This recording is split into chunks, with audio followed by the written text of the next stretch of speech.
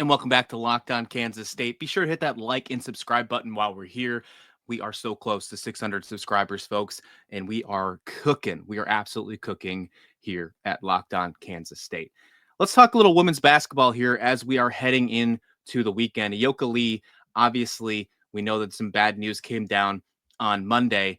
Then it's a significant injury, and unfortunately, it's going to set this team back for a little bit of time. Hopefully not for the entire year, but hopefully she comes back soon. Ayoka Lee has been sidelined with a foot injury. They're calling it a fractured foot in the statement released by Kansas State. They're saying that she could return.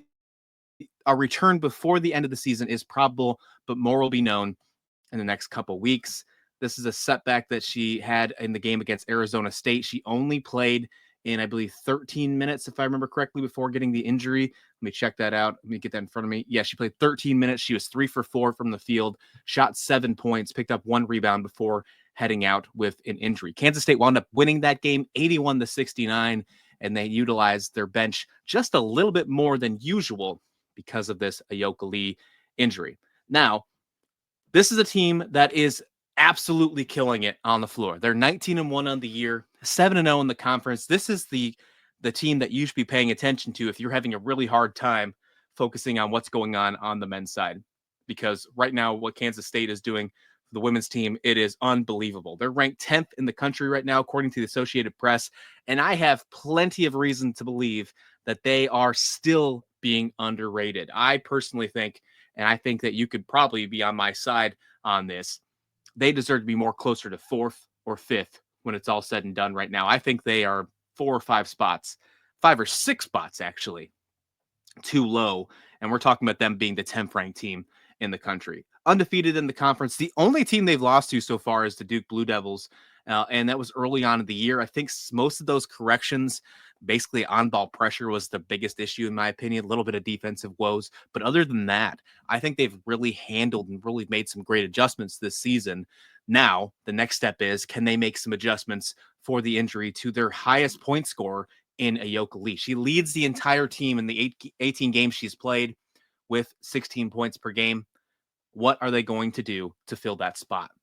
This is where I think that although you're losing an All-American, it obviously is not going to be something that you just close your eyes, open back up, and then just move on from, right? Like you have to make some very solid adjustments to replace a player like Ayoka Lee. However, this team has what it takes to continue to win.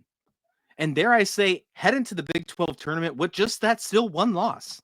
I mean, continue this winning streak, potentially getting up to that top 5 AP ranking like they deserve without her playing in these games.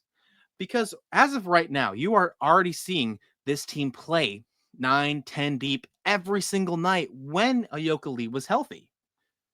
Now you're going to have no choice but to do that. You're going to have to just move somebody else up into the starting lineup, probably essentially Eliza Maupin. It looked like she was the one that took more minutes in the game against Arizona State to take over her playing time, I'm guessing. But when you do see other players come in from the starting lineup, it doesn't truly feel like a bench. It just feels like a second rotation with this squad. And that is exactly what you want from a team that you think can go deep in the NCAA tournament. And I absolutely believe that this team can do so. So much that I went to FanDuel, our friends over at FanDuel, a couple months ago before the season started, actually, I think a game into the season.